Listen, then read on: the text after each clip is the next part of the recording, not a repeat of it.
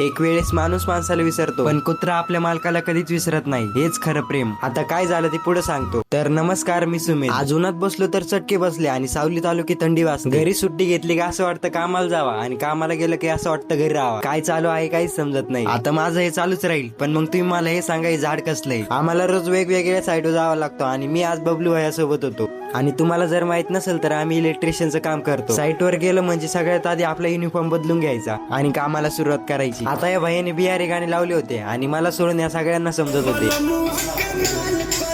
आता मी या कुत्र्याबद्दल असं का बोललो, कारण या बिल्डिंगच्या वॉचमॅन यांच्याकडून हे कुत्रे राखण्यासाठी आणलं होतं आणि याला आणून फक्त 5 दिवस झालते. आता या मावशी त्याला भेटायला आल्या आणि लगेच त्यांनी ओळखून घेतलं, पण त्यांना याला घरी न्यायचं नव्हतं. मी त्याला धरलं पण होतं, पण तो सुटला. गाडीच्या खाली जाऊन बसला होता, येड्यावानी करायला लागला, गाडीच्या पुढे पळायचा. मग काय, शेवटी उचलून मावशीने याला गाडीवर ठेवलं आणि घरी नेलं.